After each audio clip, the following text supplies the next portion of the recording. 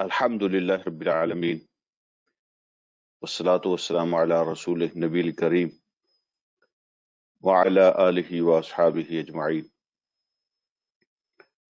اما بعد فاعوذ باللہ من الشیطان الرجیم بسم اللہ الرحمن الرحیم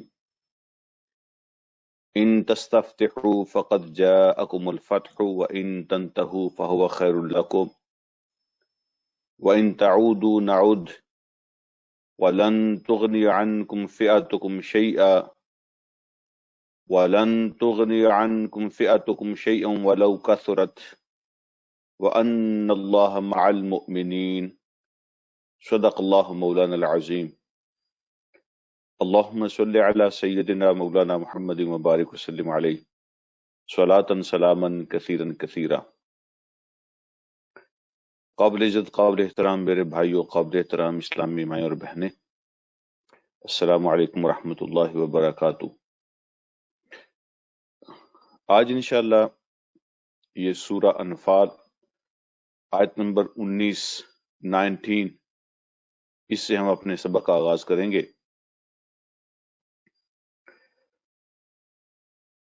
بلا تاخیر آج کے سبق کی طرف آتے ہیں۔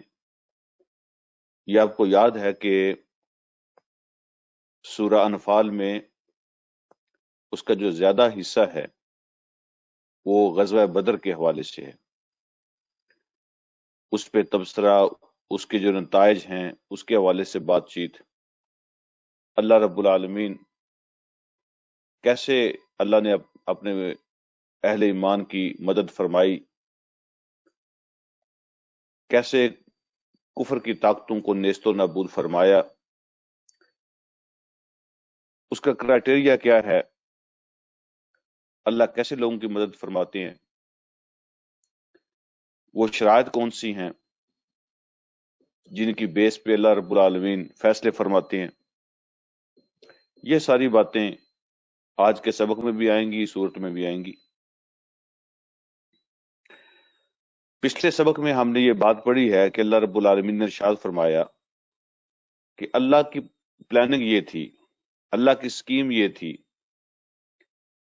کہ حق اپنی پوری سچائی کے ساتھ، دلائل کے ساتھ، لاجک اور ایویڈنسز کے ساتھ لوگوں کے سامنے آ جائے، لوگ جان لیں حق کیا ہوتا ہے، اور باطل وہ بھی لوگوں کے سامنے آ جائے، لوگ جان لیں کہ باطل کیا ہوتا ہے۔ تو اللہ کا پلان یہ تھا حق کو لوگوں کے سامنے لے کر آئیں اور باطل کو بھی لوگوں کے سامنے لے کر آئیں۔ آج کا سبق جہاں سے شروع ہوتا ہے، اللہ رب العالمین نے ایک دوسرے انداز میں مکہ کے سرداروں کو اور کافروں کے لیڈروں کو مخاطب فرمایا ہے۔ ہوا یہ تھا کہ جب وہ مکہ چھوڑ رہے تھے، آپ سنائیے، سب خیریت ہے؟ بدر کے لیے جب وہ مکہ چھوڑ رہے تھے تو ان کے لیڈروں نے حرم کے اندر جمع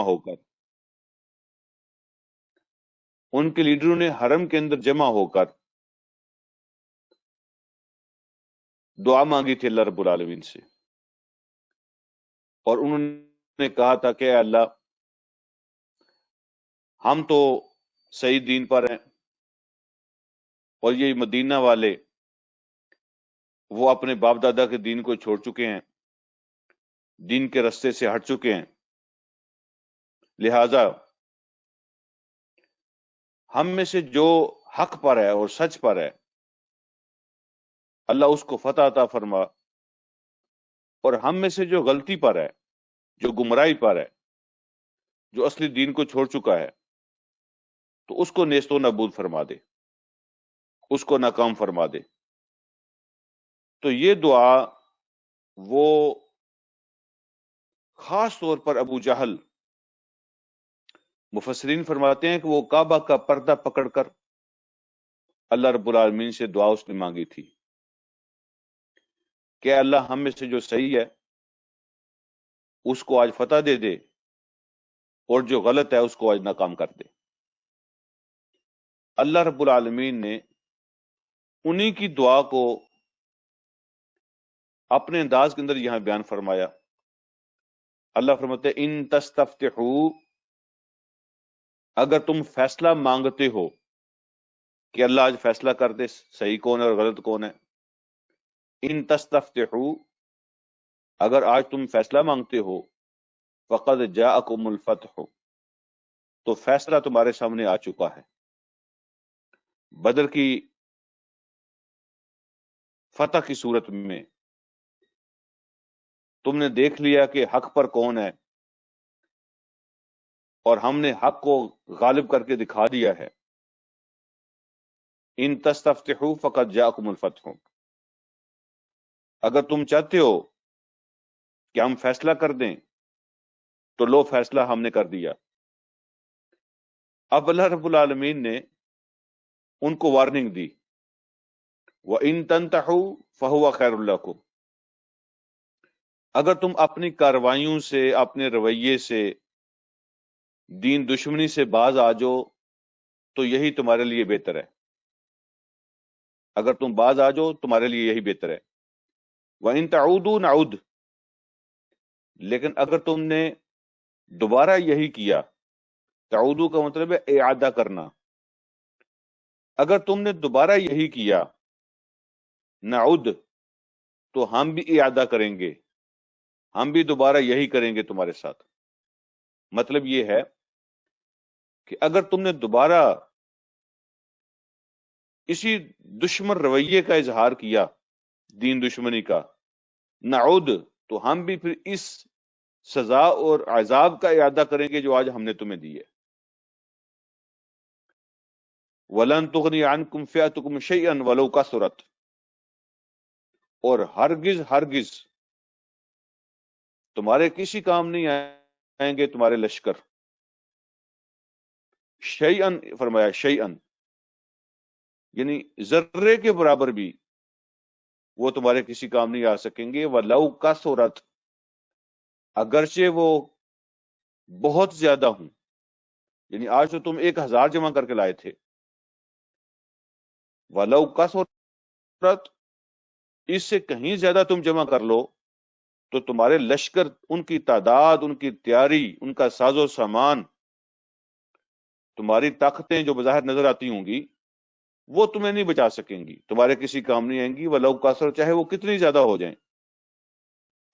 اور پھر اللہ رب العالمین نے اپنا جو فائنل فیصلہ سنایا اس آیت کے اندر، اللہ فرماتے ہیں وَأَنَّ اللَّهَ مَعَ الْمُؤْمِنِينَ، اور یاد رکھو، اس میں شک مت کرنا، بے شک اللہ رب العالمین مومنوں کے ساتھ ہیں، اللہ خود مومنوں کے ساتھ ہیں۔ تو یہ آیت بہت بڑی دھمکی بھی ہے اور بہت بڑی خوشخبری بھی۔ دھمکی دین کے دشمنوں کے لیے ہے کہ تم جتنی بھی تیاری کر کے لاؤ گے، جتنے بھی لشکر جمع کر لو گے، جتنی بھی استعداد اور ایبلٹی تم حاصل کر لو، وہ تمہارے کسی کام نہیں آ سکتی۔ اور خوشخبری اور تسلی اللہ نے یہ دی ہے کہ اللہ رب العالمین نے فیصلہ کر دیا ہے کہ بے شک اللہ رب العالمین مومنوں کے ساتھ ہیں، اہل ایمان کے ساتھ ہیں۔ یہ تو تھا خطاب کفار سے، اب اللہ رب العالمین نے خطاب فرمایا اہل ایمان سے، ان کے کرنے کا کام کون سا ہے؟ اللہ رب العالمین نے ان سے یہ بات ارشاد فرمائی، یا ایھا الذین آمنوا اطیعوا اللہ ورسولہ ولا تولوا عنہ وانتم تسمعون، اے وہ لوگوں جو ایمان لائے ہو، تمہارے کرنے کا کام یہ ہے، فتح کی جو کنڈیشن ہے وہ یہ ہے، اللہ تمہارے ساتھ ہوں گے، اس کی کنڈیشن یہ ہے اطیعوا اللہ ورسولہ، اللہ کی بات مانتے رہو اور اللہ کے رسول کی اطاعت کرتے رہو۔ ولا تولوا عنہ وانتم تسمعون، اور ان سے منہ مت پھیرنا، یعنی اللہ کے رسول سے بھی اور اللہ سے بھی، ان کی بات سننے کے باوجود، حالانکہ تم سن رہے ہو، یعنی بات تم تک پہنچ چکی، تو سن کر بھی انسنی مت کر دینا۔ ولا تولوا عنہ وانتم تسمعون، ان سے روح گردانی مت کرنا حالانکہ تم ان کی بات سن چکے ہو، یعنی بات تم تک پہنچ چکی ہے، حکم پہنچ چکا ہے، کنوے ہو چکا ہے، میسج پہنچ جانے کے بعد بھی اللہ اس کے رسول کا حکم پہنچانے کے بعد بھی، سن لینے کے بعد بھی ان سے منہ مت پھیرنا۔ اگر اللہ کی اطاعت نہیں کرو گے، اگر اللہ کے رسول کی اطاعت نہیں کرو گے اور میسج پہنچ جانے کے بعد بھی روح گردانی کرو گے، منہ پھیرو گے، تو پھر تمہاری ناکامی ہوگی۔ جو فتح اور اللہ کی مدد ہے اس کی کنڈیشن یہ ہے، اللہ کی اطاعت کرتے رہو، اللہ کے رسول کی اطاعت کرتے رہو، اور جب ان کا حکم پہنچ جائے تو اسے روح گردانی مت کرنا۔ اور پھر اللہ رب العالمین فرماتے ہیں کہ تمہارا رویہ ان لوگوں کی طرح نہیں ہونا چاہیے جن کی ایک قسم تمہارے اندر پائی جاتی ہے، اور روزانہ تم ان کو دیکھتے ہو، جن کا نام منافق ہے۔ وَلَا تَكُونُوا كَالَّذِينَ قَالُوا سَمِعْنَا وَهُمْ لَا يَسْمَعُونَ، ان لوگوں کی طرح مت ہو جانا جنہوں نے یہ کہا ہم نے سن لیا، ہم نے سن لیا، حالانکہ وہ نہیں سن رہے تھے۔ کیا مطلب؟ سن تو رہے تھے۔ جب اللہ یہ کہتے ہیں کہ وہ سن نہیں رہے تھے، کیا مطلب ہے اس کا؟ انہوں نے یہ کہا ہم نے سن لیا، لیکن وہ مان نہیں رہے تھے۔ وَهُمْ لَا يَسْمَعُونَ، جس طرح سننا چاہیے تھا ویسے نہیں سن رہے تھے۔ انہوں نے کہا کہ ہم نے سن لیا، لیکن جس طرح سننا چاہیے تھا ایسے وہ نہیں سن رہے تھے۔ مطلب یہ کہ سننے کے بعد اگلا سٹیپ کیا ہوتا ہے؟ وہ ماننے کا ہوتا ہے، اطاعت کا ہوتا ہے، فرمانبرداری کا ہوتا ہے۔ وہ یہ تو کہہ رہے تھے ہم نے سن لیا، لیکن وہ اصل میں سن نہیں رہے تھے کیونکہ مان نہیں رہے تھے۔ تو سننا میننگ لیس ہے، سننا میننگ لیس ہے، اس کا کوئی مطلب نہیں ہے اگر اس کے بعد ماننا نہ ہو۔ تو اللہ رب العالمین نے جس طرح محاورتاً ہم کہتے ہیں ہم نے سن لیا، مطلب یہ ہے کہ ہم اس کی اطاعت کریں گے، لیکن کوئی اگر اطاعت نہیں کرتا تو اس کا سننا اور نہ سننا برابر ہو جاتا ہے۔ اللہ فرماتے ہیں وَلَا تَكُونُوا كَالَّذِينَ قَالُوا سَمِعْنَا وَهُمْ لَا يَسْمَعُونَ، ان کی طرح نہ ہو جانا جنہوں نے یہ کہا کہ ہم نے سن لیا حالانکہ نہیں سنا تھا۔ وہ نہیں سن رہے تھے، یعنی مان نہیں رہے تھے۔ پھر اللہ رب العالمین ان کی مثال دیتے ہیں، ان شر الدواب عند اللہ، بے شک اللہ رب العالمین کے نزدیک وہ لوگ بدترین جانوروں کی طرح ہیں۔ اللہ کے نزدیک وہ لوگ بدترین جانوروں کی طرح ہیں۔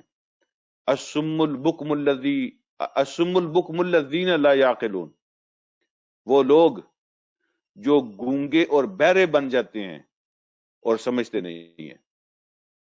گونگے بہرے بننے کا کیا مطلب ہے؟ حالانکہ ان کی زبان بھی کام کرتی ہے، ان کے کان بھی کام کرتے ہیں، لیکن اللہ کی بات کے لیے جس طرح ان کو سننا چاہیے وہ نہیں سنتے، اور اللہ کی بات جس طرح آگے پہنچانی چاہیے، اللہ کی بات کا جواب دینا چاہیے، ایسے وہ جواب نہیں دیتے، اس کے لیے وہ گونگے بن جاتے ہیں۔ اللہ رب العالمین فرماتے ہیں الصم، ایسے بہرے لوگ، البکم، اور ایسے گونگے لوگ، الذین لا یعقلون، وہ جو سمجھتے نہیں ہیں، عقل نہیں رکھتے ہیں۔ تو اللہ رب العالمین کے نزدیک ایسے لوگ جو نہ اللہ کی بات سنتے ہیں نہ اللہ کی بات کرتے ہیں، وہ بدترین جانوروں سے بھی برے ہیں۔ بدترین جانور، خبیث ترین جانور، گندے ترین جانور، یعنی کچھ جانور تو ایسے ہوتے ہیں کہ وہ سنتے نہیں ہیں، بولتے نہیں ہیں، لیکن ان کا فائدہ ہوتا ہے، لیکن وہ جانور جو سنتے بولتے بھی نہیں ہیں، ان کا کوئی فائدہ بھی نہیں ہوتا۔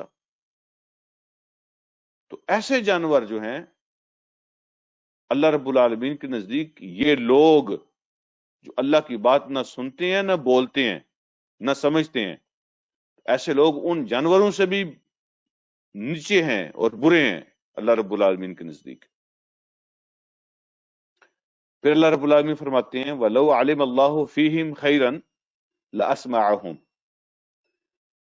اور اگر اللہ ان کے اندر کسی بھلائی کو جانتا ہوتا، اگر اللہ ان کے اندر کسی بھلائی کو جانتا ہوتا لَأَسْمَعَهُمْ، تو اللہ ان کو سنوا دیتا، یعنی سننے کی توفیق دے دیتا۔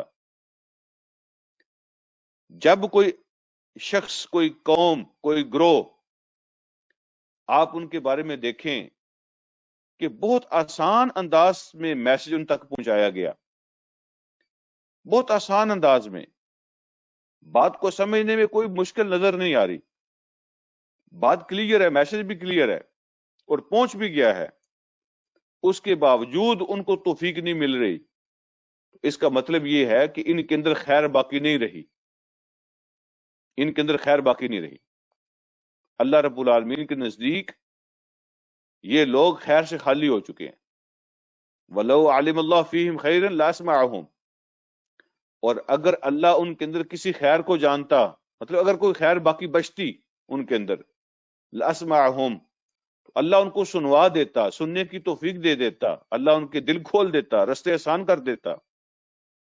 وَلَوْ أَسْمَعَهُمْ لَتَوَلَّوْا وَهُمْ مُعْرِضُونَ، اب اس حالت میں، جس حالت میں وہ ہیں خیر سے خالی، اب اس حالت میں اگر اللہ ان کو سنوا بھی دے، اگر اللہ ان کو سنوا بھی دے اس حالت میں، تو وہ منہ پھیر لیں گے، روح گردانی کریں گے، وہ منہ پھیر لیں گے، روح گردانی کریں گے، مانیں گے نہیں۔ لہٰذا اللہ رب العالمین ایسے لوگوں کو پھر توفیق بھی نہیں دیتا، جن کے اندر خواہش نہیں ہوتی، طلب نہیں ہوتی، تڑپ نہیں ہوتی، کوئی خیر باقی نہیں رہتی، کوئی دلچسپی باقی نہیں ہوتی، اللہ رب العالمین پھر ان کو، اللہ ہدایت بانٹتے نہیں پھر رہے، ہدایت کو اللہ بانٹتے نہیں پھر رہے۔ اللہ رب العالمین جس کے اندر طلب ہوتی ہے، جس کے اندر شوق ہوتا ہے، کوئی ذوق ہوتا ہے، کوئی مانگ اور ڈیمانڈ ان کے اندر پیدا ہوتی ہے، سچائی کی تلاش میں وہ ہوتے ہیں، اللہ ان کو توفیق دیتا ہے، ان کے لیے رستے آسان کر دیتا ہے۔ ہدایت کے لیے یہی قاعدہ ہے اللہ رب العالمین کا۔ تو رزق کا قاعدہ اور ہے، ہدایت کا قاعدہ اور ہے اللہ پاک کا۔ رزق اللہ کافروں کو بھی دیتے ہیں، وہ رب ہے، وہ کافروں کو، دشمنوں کو بھی رزق دیتا ہے جو ان کے لیے مقرر کیا، جو مہلت ان کے لیے لکھی ہوئی ہے، لیکن ہدایت کے لیے رستے ان کے لیے آسان کرتا ہے جو طلب جن کے اندر پائی جاتی ہے، ذوق اور شوق جن کے اندر پایا جاتا ہے، جو چاہتے ہیں ان کو ہدایت ملے، اللہ ان کے لیے آسانیاں پیدا کر دیتی ہے۔ اگر اللہ ان کے اندر کسی خیر کو دیکھتا، جانتا، تو اللہ ان کو سنوا دیتا، سننے کی توفیق دے دیتا۔ اب اس حالت میں ان کی طلب کے بغیر، ان کی طلب کے بغیر، ان کی چاہت کے بغیر اگر اللہ سنوا بھی دے ان کو یہ سارا کچھ، تو پھر بھی ظاہر بات ہے جب طلب ہی نہیں ہے تو وہ منہ پھیریں گے اور روح گردانی کریں گے، مانیں گے نہیں۔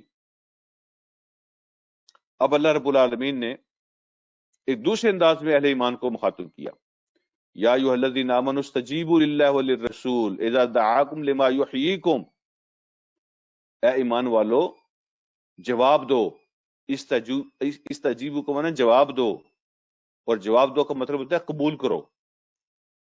اے ایمان والو جواب دو اللہ کو اور اللہ کے رسول کو جب وہ تمہیں بلاتے ہیں اس چیز کی طرف، لما یحییکم، جو تمہیں زندگی بخشنے والی ہے۔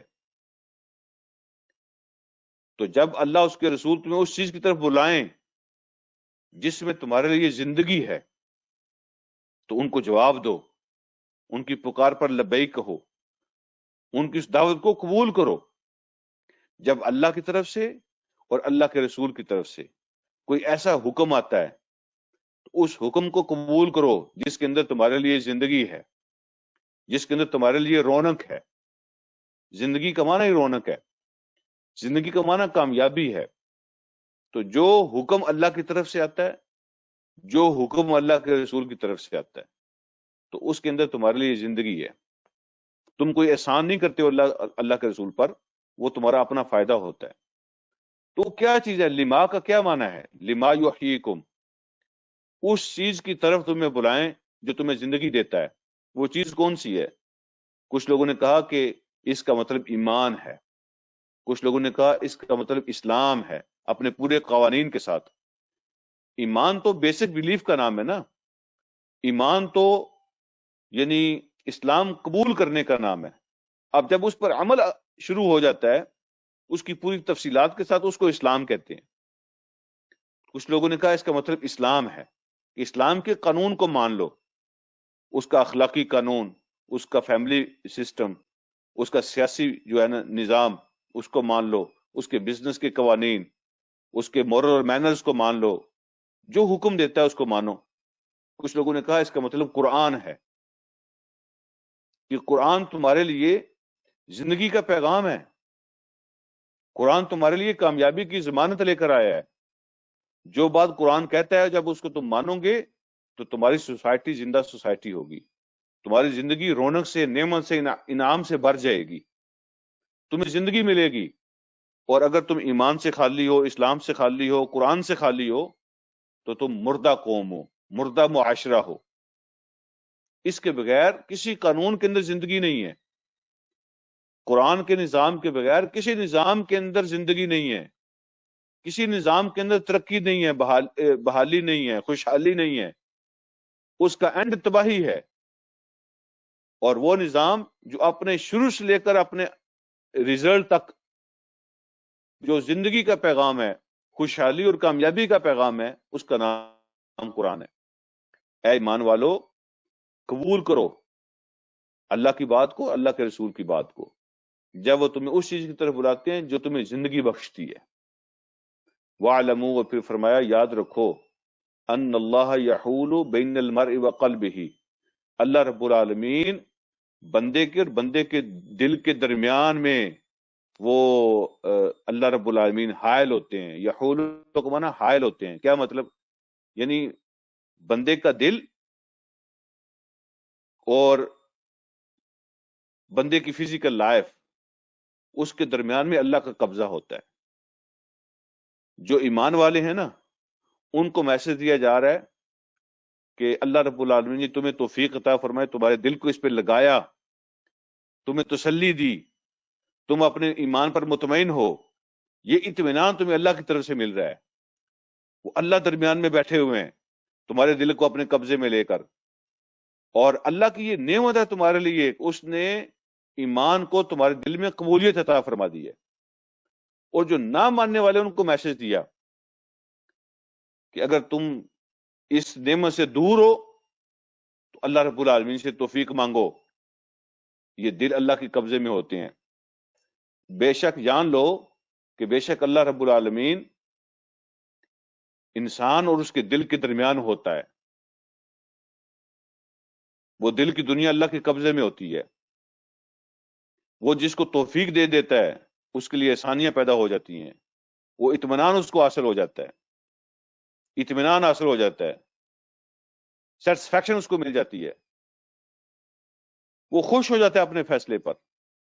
وَأَنَّهُ إِلَيْهِ تُحْشَرُونَ، اور یہ بھی جان لو کہ جانا تم نے بالآخر اسی کے پاس ہے. بالآخر تم اسی کی طرف اکٹھے کیے جاؤ گے. فائنل ڈیسٹینیشن تمہاری اللہ کے پاس ہے، اس سے تم بچ نہیں سکتے ہو. پھر وہ تمہارے فیصلے کرے گا. جب یہ طے ہو کہ میں جس گلی میں بھی داخل ہوں، جس سڑک پہ بھی چڑھ جاؤں، میری فائنل ڈیسٹینیشن اللہ ہی کے پاس ہے، میں اس سے بھاگ نہیں سکتا، جانا اسی کے پاس ہے، تو پھر بہترین راستہ یہی ہوتا ہے، فیصلہ بہترین یہی ہوتا ہے کہ اس کی بات کو مان لیا جائے. جس سے بندہ بھاگ نہیں سکتا، جس سے چھٹکارا ممکن نہیں ہے، بالآخر اسی کے پاس پہنچنا ہے، تو پھر بہتر یہی ہے کہ اسی کی بات کو مان لیا جائے. اب یہاں سے آگے بڑا خاص حصہ ہے اس سبق کا، بڑا خاص حصہ ہے. میں آپ کی خصوصی توجہ چاہتا ہوں. اللہ رب العالمین نے ارشاد فرمایا ہے، وَاتَّقُوا فِتْنَةً، بچو اور ڈرو اس فتنہ سے.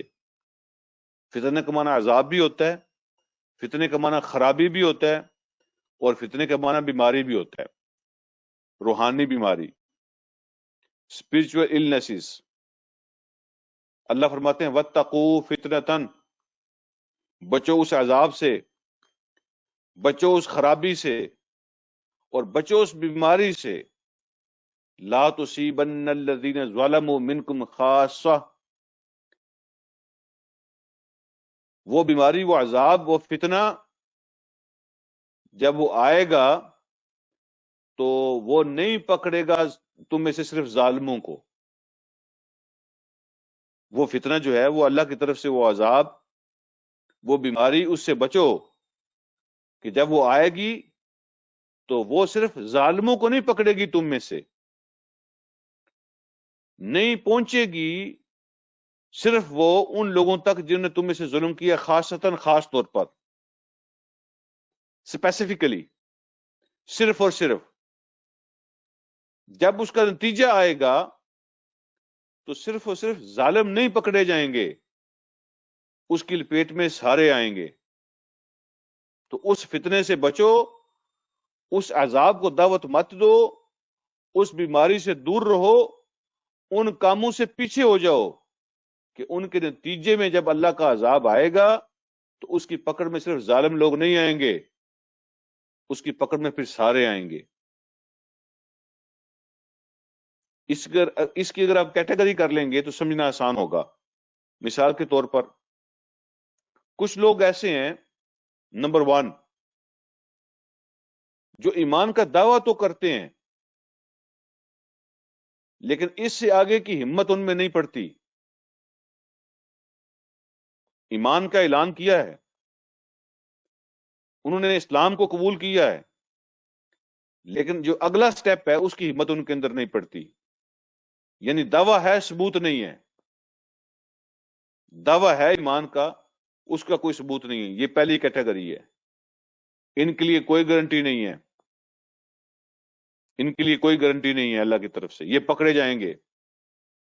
دوسری کیٹیگری ان لوگوں کی ہے جن کے پاس ایمان بھی ہے اور اس کا ثبوت بھی ہے۔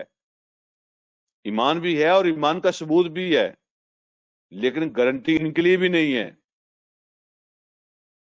گارنٹی ان کے لیے بھی نہیں ہے کہ جب اللہ کا عذاب آئے گا تو یہ بچ جائیں گے۔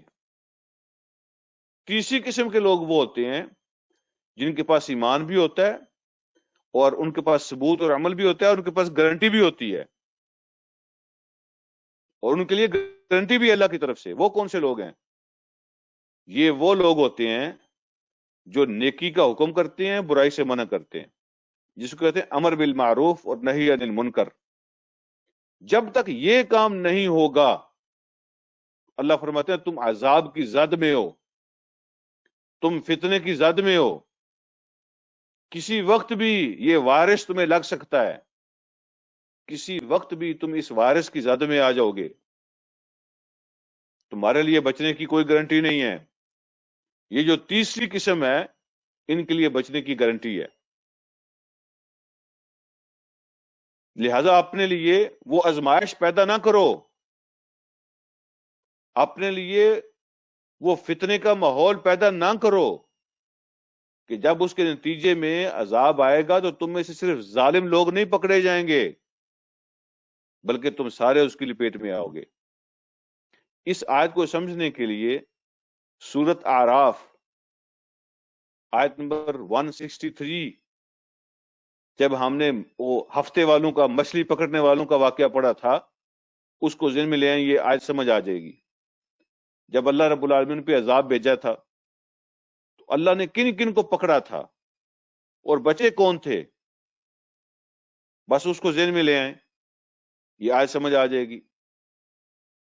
کچھ لوگ تھے قانون توڑنے والے، مچھلیاں پکڑنے والے، اور کچھ لوگ وہ تھے جو اللہ رب العالمین پر ایمان لائے تھے لیکن وہ خاموش رہتے تھے، گناہ کرنے والوں کو، بغاوت کرنے والوں کو منع نہیں کرتے تھے۔ تو جب اللہ کا عذاب آیا تو ان دونوں کو اللہ نے پکڑا، وہ جو باغی تھے ان کو بھی اور وہ جو خاموش تھے ان کو بھی۔ بچے صرف وہ جو خود بھی باز آتے تھے، دوسروں کو بھی روکنے کی کوشش کرتے تھے۔ تو یہ ہے تقسیم اللہ رب العالمین کی۔ ایمان ہے، عمل نہیں ہے، وہ بھی پکڑے جائیں گے، ان کے لیے کوئی گارنٹی نہیں ہے۔ ایمان ہے، عمل بھی ہے، لیکن وہ امر بالمعروف نہی عن المنکر نہیں کرتے، اللہ کی بات کو دوسروں تک نہیں پہنچاتے، لوگوں کو روکنے کی کوشش نہیں کرتے، ان کے لیے بھی کوئی گارنٹی نہیں ہے۔ تیسرا گروہ وہ ہے جن کے پاس ایمان بھی ہے، وہ عمل بھی کرتے ہیں اور دوسروں کو بھی روکنے کی کوشش کرتے ہیں، ان کے لیے گارنٹی ہے۔ وہ اللہ فرماتے ہیں ایسی آزمائش کا ماحول مت پیدا کرو کہ جب اس کے نتیجے میں عذاب آئے گا تو صرف ظالم نہیں پکڑے جائیں گے، تم بھی اس کے لیے پیٹ میں آؤ گے۔ اگر اس کو ایک دوسری حدیث کے ساتھ آپ سمجھنا چاہیں تو میں اشارہ کر دیتا ہوں، وہی بات کافی ہوگی، تفصیلات میں جانے کی ضرورت نہیں ہے۔ حضور علیہ الصلوۃ والسلام نے وہ جو لوگوں کے سامنے ایک صحیح حدیث پیش فرمائی، صحیح حدیث ہے، اس کے اندر جو واقعہ ہے، نبی علیہ الصلوۃ والسلام نے مثال پیش فرمائی کہ لوگوں کی مثال اس بحری جہاز کی ہے، بحری جہاز کی جو ڈبل ڈیکر ہوتا ہے، جس کی سٹوریز ہوتی ہیں، ایک سٹوری ایک پورشن اس کا پانی کے اندر ہوتا ہے اور ایک سٹوری ایک پورشن پانی کے اوپر ہے۔ تو حضور علیہ الصلوۃ والسلام نے اتنی کلیئر بات ارشاد فرمائی کہ جو نیچے والی سٹوری ہے، پانی کے اندر والی، ان کو جب پانی کی ضرورت پڑتی ہے تو وہ اوپر آتے ہیں اور وہاں سے آ کے پھر ہاتھ نیچے کر کے وہ پانی لے لیتے ہیں اور لے کے پھر نیچے چلے جاتے ہیں۔ اب وہ بار بار ان کو پانی کی ضرورت ہوتی ہے، وہ آتے ہیں، پانی لیتے ہیں، نیچے چلے جاتے ہیں۔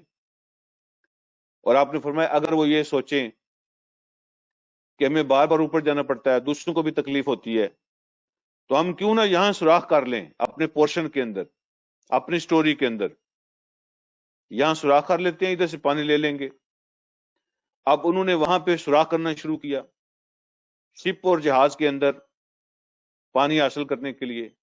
اب جو اوپر والی منزل ہے ان کو آواز آ رہی ہے کہ لوگ نیچے سوراخ کر رہے ہیں، ٹھک ٹھک کی آوازیں آ رہی ہیں کہ شپ کی دیوار کو توڑ رہے ہیں وہ۔ تو اگر وہ اوپر بیٹھ کے یہ کہیں اور یہ سوچیں کہ ہماری سٹوری تو محفوظ ہے، ہم تو اوپر بیٹھے ہیں، اچھا ہے ہماری جان چھوٹی ہے، وہ آ جا نہیں رہے، ہمیں ڈسٹرب نہیں کر رہے، تو وہ اپنے حصے میں سوراخ کر رہے ہیں، کرنے دو، ہمیں کیا حصے، وہ ان کا ایریا ہے، اس کو اس میں سوراخ کریں، اس کو خراب کریں، صحیح رکھیں، ان کا مسئلہ ہے، ہمارا کیا مسئلہ ہے۔ تو نبی علیہ الصلوۃ والسلام ارشاد فرماتے ہیں اگر وہ سوراخ کرنے سے نہیں روکیں گے، پانی اندر آئے گا تو وہ اوپر والے بھی نہیں بچیں گے، اس لیے وہ انٹرلنکڈ ہیں، وہ انٹرلنکڈ ہیں۔ اگر نیچے سوراخ ہوگا، پانی آئے گا تو اوپر والے بھی نہیں بچیں گے۔ بچنے کا راستہ کون سا ہے؟ صرف ایک ہی راستہ ہے بچنے کا، کہ وہ نیچے پہنچیں، ان کا ہاتھ پکڑیں، ان کو کہیں کہ ہم وہ تکلیف برداشت کر لیں گے جو تم اوپر پانی لینے جاتے ہو، ہم ڈسٹرب ہوتے ہیں، وہ ہم برداشت کر لیں گے، لیکن یہ جو تم کام کر رہے ہو ہم یہ نہیں کرنے دیں گے۔ اس لیے کہ اگر یہاں سے پانی اندر آتا ہے تو تم خود صرف نہیں مرو گے، یہ جو عذاب آئے گا، تکلیف آئے گی، یہ صرف تمہارے لیے نہیں ہوگا، اس سے ہم بھی برباد ہوتے ہیں، ہم بھی تباہ ہوں گے، لہذا ہم تمہیں یہ کام نہیں کرنے دیں گے۔ تو بحری جہاز کی مثال دے کے حضور علیہ الصلوۃ والسلام نے بات کو سمجھایا ہے۔ اور بنی اسرائیل کے اس بابے کی بات بھی ذہن میں رکھیں جو حدیث کے اندر آتی ہے، صحیح حدیث کے اندر، جب وہ فرشتے نے بھیجا تھا بستی کو تباہ کرنے کے لیے، اللہ پاک نے فرشتہ بھیجا تھا بستی کو تباہ کرنے کے لیے، اور فرشتے نے آ کے دیکھا تھا کہ وہاں تو 24 گھنٹے یعنی ایک لمحے کی بھی کوئی غلطی نہیں ہو رہی، اللہ رب العالمین کی اطاعت کرنے والا، فرمانبرداری کرنے والا بندہ موجود ہے۔ تو فرشتے نے جب اللہ سے وضاحت مانگی اپنی تسلی کے لیے، اللہ میں کیا کروں، تو اللہ نے کیا حکم دیا تھا؟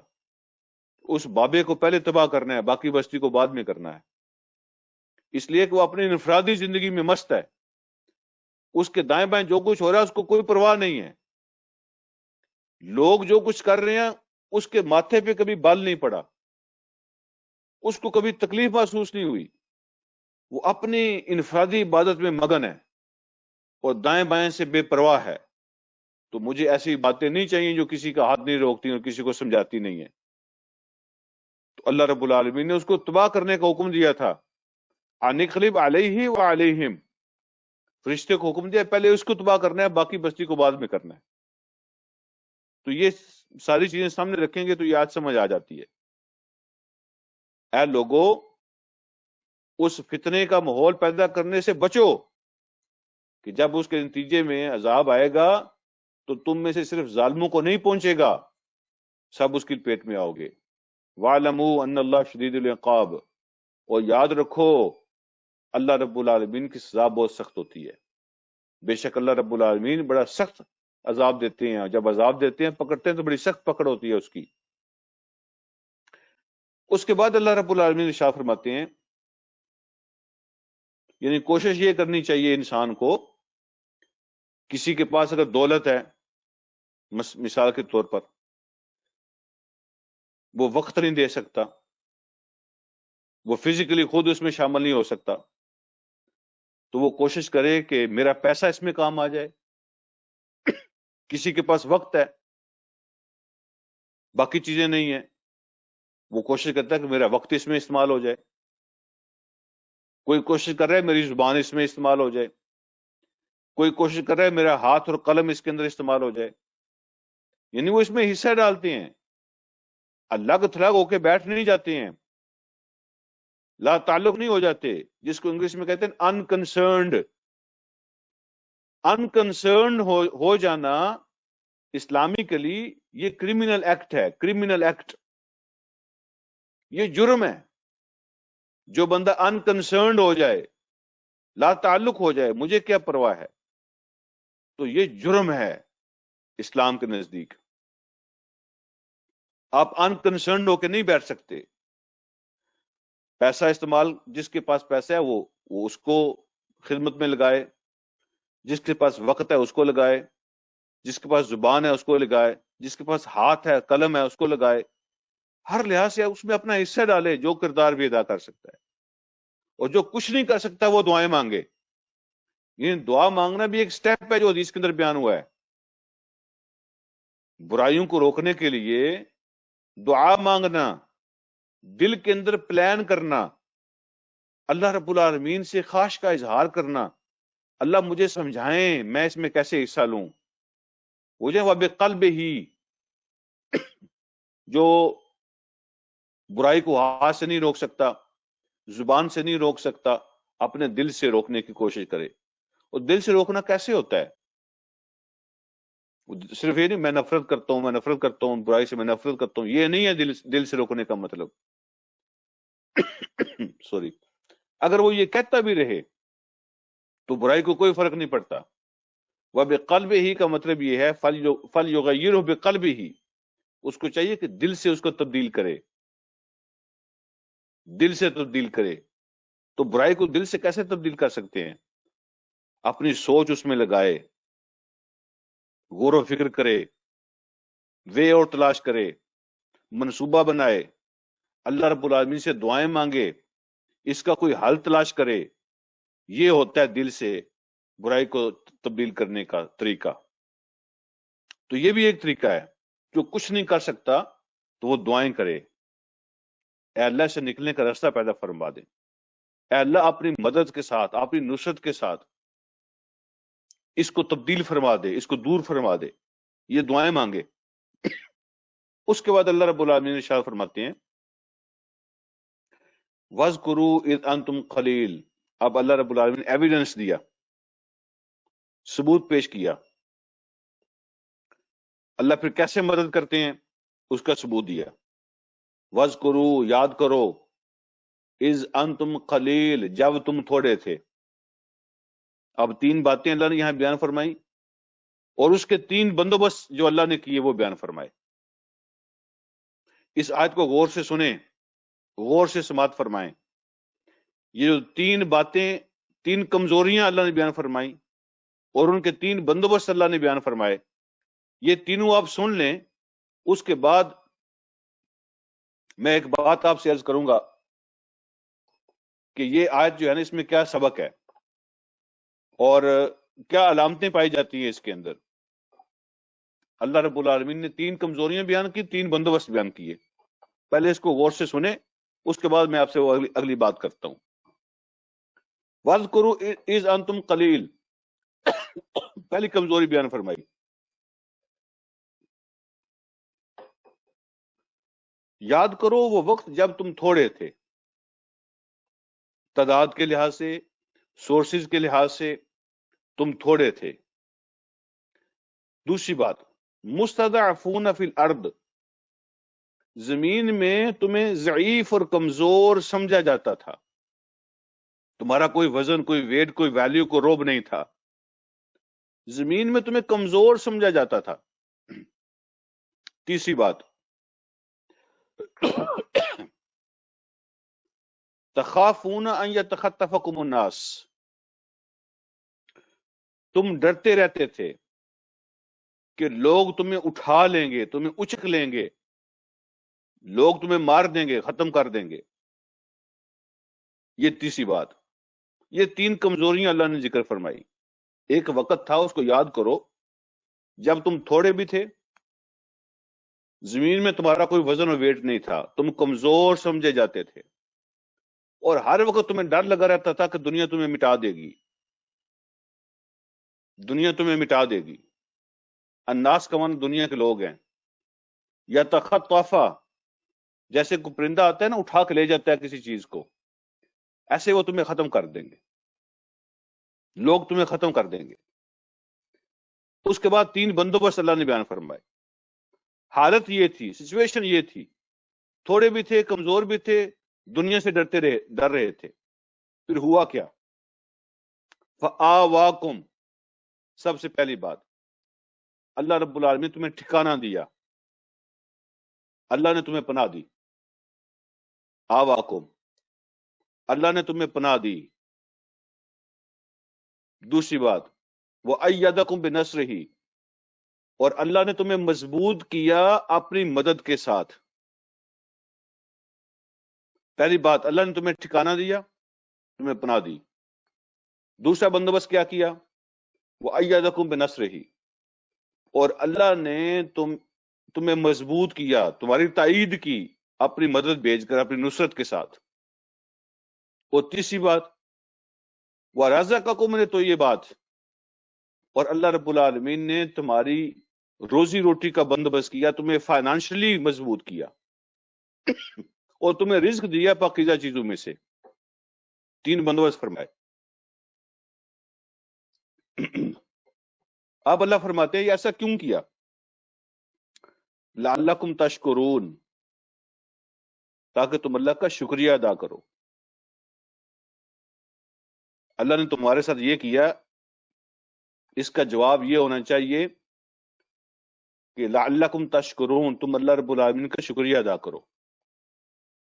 میں جب یہ آیت پڑھتا ہوں تو مجھے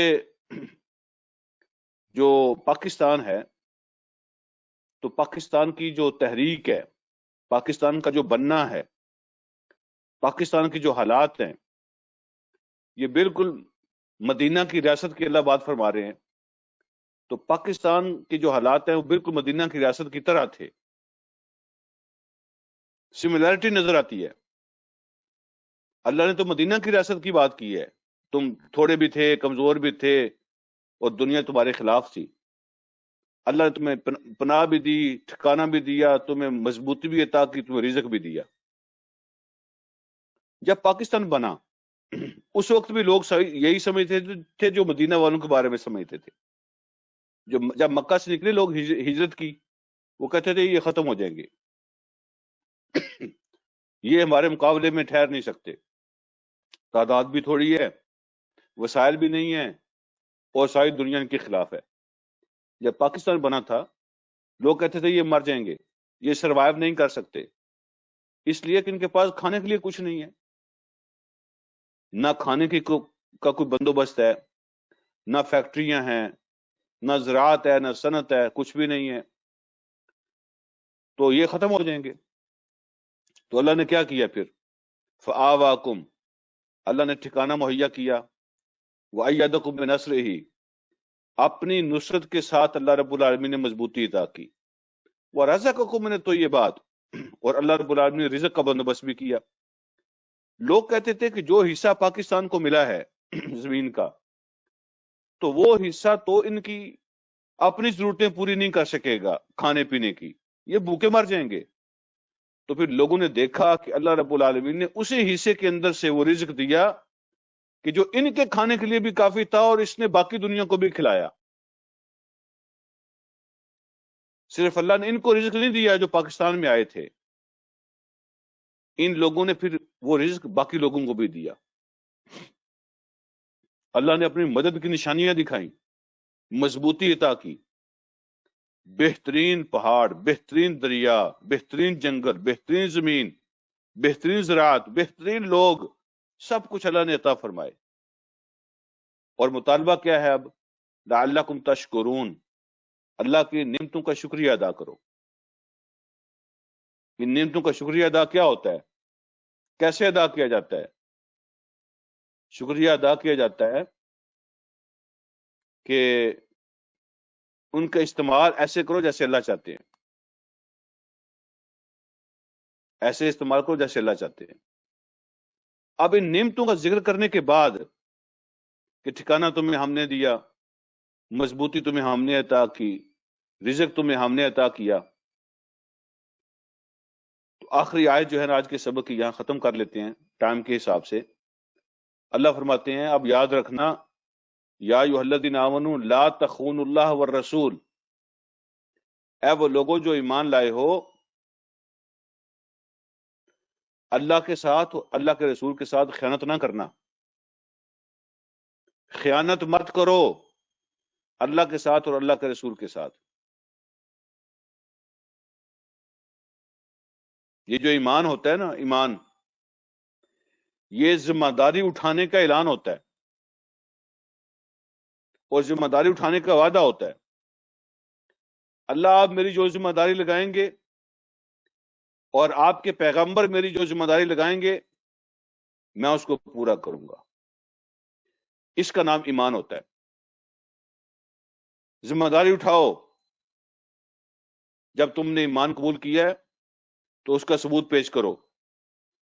اب بددیانتی نہیں کرنی، اللہ اور اس کے رسول کے ساتھ خیانت نہ کرنا. خیانت کیا ہوتی ہے؟ ایک خیانت یہ ہوتی ہے کہ بندہ کام نہ کرے، ڈیوٹی پوری نہ کرے، یہ بھی خیانت ہوتی ہے. اور ایک خیانت یہ ہوتی ہے کہ کام کرے صحیح نہ کرے. بندہ کام تو کرے لیکن صحیح نہ کرے، یہ بھی خیانت ہوتی ہے. کام کرے نہ، بالکل نہ کرے، وہ بھی خیانت ہے. کرے لیکن صحیح نہ کرے، وہ بھی خیانت ہوتی ہے. تو اے ایمان والو، اللہ کے ساتھ اور اللہ کے رسول کے ساتھ خیانت نہ کرنا. اور اگلی بات فرمائی وَتَخُونُوا أَمَانَاتِكُمْ، اس کا نتیجہ یہ نکلے گا جب تم اللہ کے ساتھ مخلص نہیں رہو گے، جب تم اللہ کے رسول کے ساتھ مخلص نہیں رہو گے تو یاد رکھنا تم اپنے آپ کے ساتھ بھی مخلص نہیں رہو گے.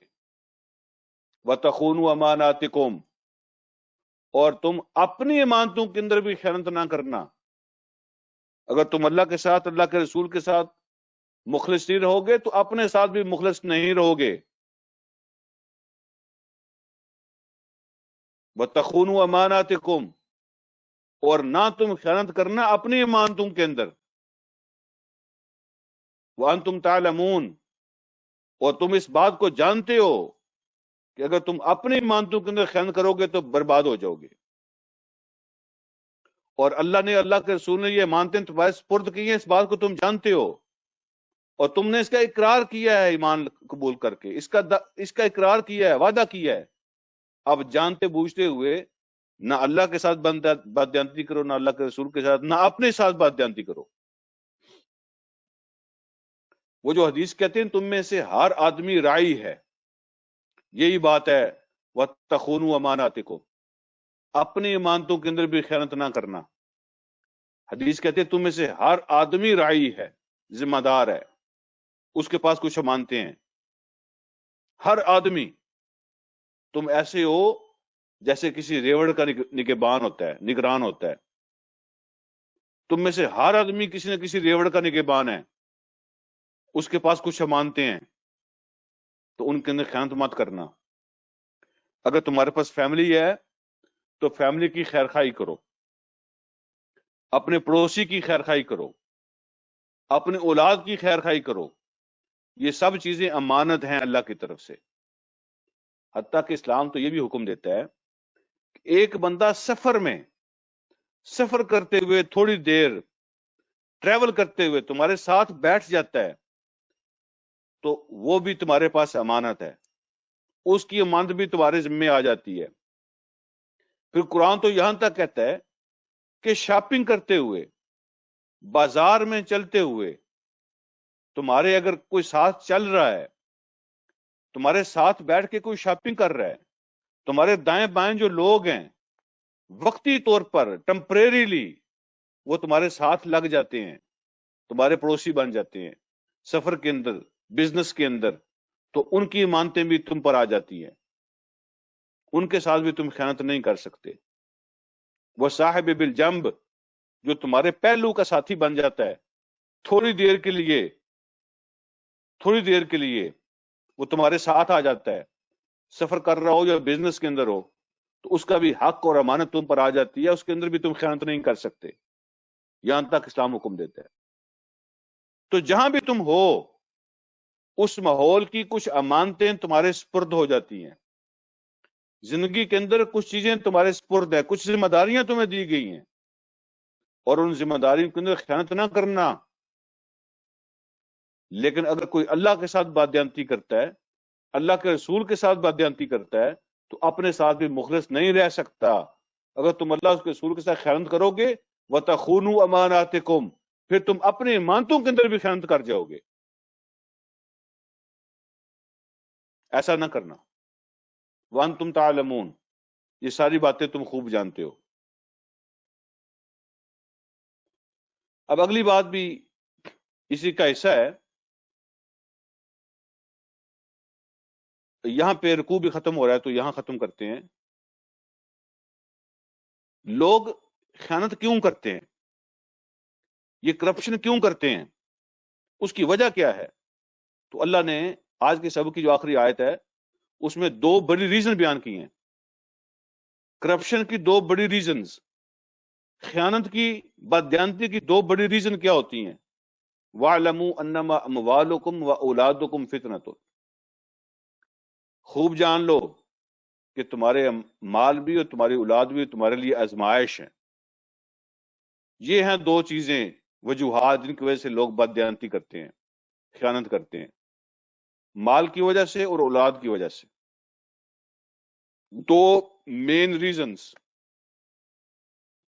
مال کی محبت میں انسان بددیانتی کرتا ہے، اپنی ذمہ داریوں کے ساتھ، اپنے لوگوں کے ساتھ، اپنے آپ کے ساتھ، اور دوسرا اولاد کی وجہ سے لوگ بددیانتی کرتے ہیں، کرپشن کرتے ہیں۔ یہ دو مین ریزن ہیں۔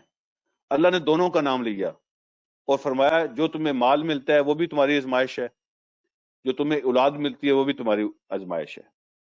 تو یہ دونوں تو امتحان کا پرچہ ہیں تمہارے لیے۔ مولانا مودودی علیہ رحمت نے اسی آیت کی تشریح میں لکھا ہے، یہ جو اولاد ہوتی ہے یہ اللہ کی بہت بڑی نعمت ہے، لیکن ایٹ دا سیم ٹائم یہ اللہ رب العالمین کی طرف سے امتحان کا پرچہ ہوتی ہے، یہ ٹیسٹ پیپر ہے۔ اس کے ذریعے سے اللہ تمہیں آزمائش میں ڈالتے ہیں، امتحان میں ڈالتے ہیں۔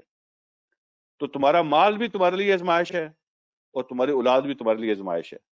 یہاں بعض اوقات لوگ جو ہے نا کنفیوز ہو جاتے ہیں کہ اللہ نے مال کو بھی فتنہ کہا اور اللہ نے اولاد کو بھی فتنہ کہا، تو فتنہ تو کسی بری چیز کو کہتے ہیں، تو کیا مال بھی برا ہوتا ہے، اولاد بھی بری ہوتی ہے؟ فتنہ کا مطلب تو ہے نیگیٹو چیز ہے فتنہ، تو فتنہ کا مطلب نیگیٹو نہیں ہوتا، فتنہ پازیٹیو بھی ہوتا ہے، پازیٹیو بھی فتنہ ہو سکتا ہے، لیکن فتنہ کا معنی آزمائش ہے، اور آزمائش بری نہیں ہوتی، ہر آزمائش بری نہیں ہوتی۔ کسی لفظ کے بارے میں اگر یہ کہا جائے نا کہ یہ فتنہ ہے، تو جس فتنے کو ہم برا سمجھتے ہیں ہماری اپنی زبان کے اندر ہم ہر بری چیز کو فتنہ سمجھتے ہیں، تو فتنہ پازیٹیو بھی ہو سکتی ہے، اچھی چیز بھی فتنہ ہوتی ہے نا، آزمائش ہوتی ہے۔ تو اولاد بھی امتحان ہے اور مال بھی امتحان ہے، یہاں فتنہ کا معنی امتحان ہے۔ اب یہ سمجھ لیں کہ اے ایمان والو، تمہارا مال بھی تمہارے لیے امتحان ہے اور تمہاری اولاد بھی تمہارے لیے امتحان ہے۔ اب مال کی بھی دونوں صورتیں ہوتی ہیں، اولاد کی بھی دونوں صورتیں ہوتی ہیں۔ مال امتحان ہے، کسی کے پاس زیادہ ہے تو وہ بھی امتحان کی صورت ہے، کسی کے پاس مال نہیں ہے وہ بھی امتحان کی صورت ہے، کسی کے پاس اولاد ہے وہ بھی امتحان کی صورت ہے، اور کسی کے پاس اولاد نہیں ہے وہ بھی ایک امتحان کی صورت ہوتی ہے۔ تو اے لوگوں جو ایمان لائے ہو، وَاعْلَمُوا، لوگوں جان لو کہ تمہارے مال اور تمہاری اولاد تمہارے لیے امتحان اور آزمائش ہیں۔ وَأَنَّ اللَّهَ عِندَهُ أَجْرٌ عَظِيمٌ، اور یاد رکھنا اس امتحان سے پاس ہو جاؤ گے، کامیاب ہو جاؤ گے، بددیانتی نہیں کرو گے، تو پھر غور سے سن لو کہ بے شک اللہ رب العالمین کے پاس تمہارے لیے بہت بڑا اجر ہے. اب اجر عظیم فرمایا، بڑا اجر ہے، کتنا بڑا ہے، اس کا لیول کیا ہے بڑائی کا، وہ نہیں بیان فرمایا. اجر عظیم بہت بڑا ہے. اب اللہ کی ذات بھی عظیم ہے، کتنی بڑی ہے ہمیں نہیں پتا، اس کا اینڈ نہیں پتا، اس کا لیول نہیں پتا کتنی عظیم ہے، ہماری سوچ سے بھی کہیں زیادہ. اجر کے بارے میں فرمایا اجر عظیم، عندہ اجر عظیم، اس کے پاس بہت بڑا اجر ہے. کتنا بڑا ہے وہ ہمیں نہیں پتا، اس کی عظمت، اس کی بڑائی اللہ ہی جانتے ہیں کتنا بڑا اجر ہے. تو اس آزمائش سے گزرو، اس امتحان سے کامیاب ہو جاؤ، بادیانتی مت کرو، اولاد کے اندر بھی کرپشن نہ کرو، مال کے اندر بھی کرپشن نہ کرو، اور ان کی وجہ سے اپنے ماحول کے اندر کرپشن نہ کرو. تو جب تم اس امتحان سے پاس ہو جاؤ گے تو تمہارے لیے اللہ رب العالمین کے پاس بہت بڑا اجر ہے. اللہ مجھے اور آپ کو سمجھنے کے عمل کی توفیق عطا فرمائے. وآخر دعوانا الحمدللہ رب العالمین.